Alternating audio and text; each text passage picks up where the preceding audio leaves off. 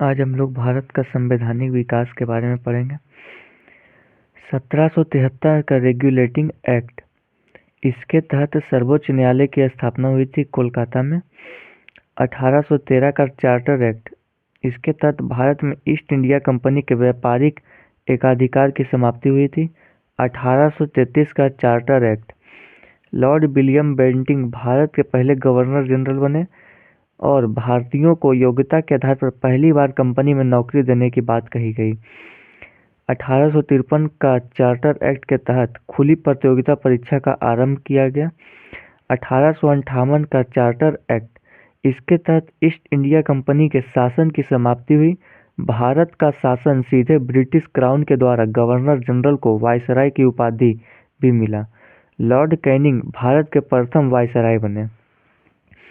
1909 का act, Morley Minto कानून, इसके तहत जातियों, वर्गों और हितों के आधार पर पृथक निर्वाचन की व्यवस्था की गई और संसदीय शासन व्यवस्था का पहली बार परिचय दिया गया। 1919 का भारत सरकार कानून, मॉन्टेग्यू चेम्सफोर्ड कानून, इसके तहत प्रांतों में द्वैध शासन की शुरुआत हुई।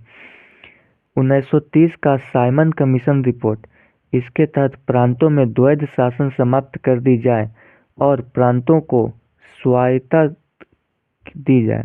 बर्मा को भारत से अलग किया जाए।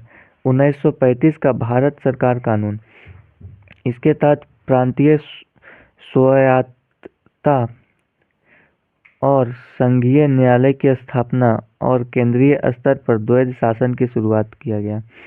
1940 का अगस्त प्रस्ताव, इसके तहत गवर्नर जनरल की कार्यकारिणी परिषद का विस्तार किया गया।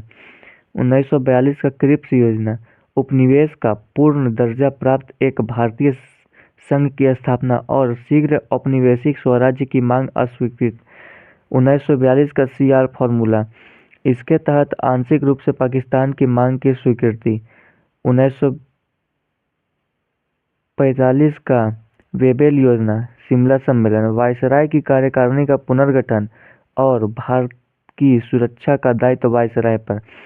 1946 का कैबिनेट मिशन योजना, भारत में एक संघ राज्य की स्थापना की जाए और प्रांतों को 3 समूह में बांटना और पाकिस्तान के निर्माण की मांग की अस्वीकृति।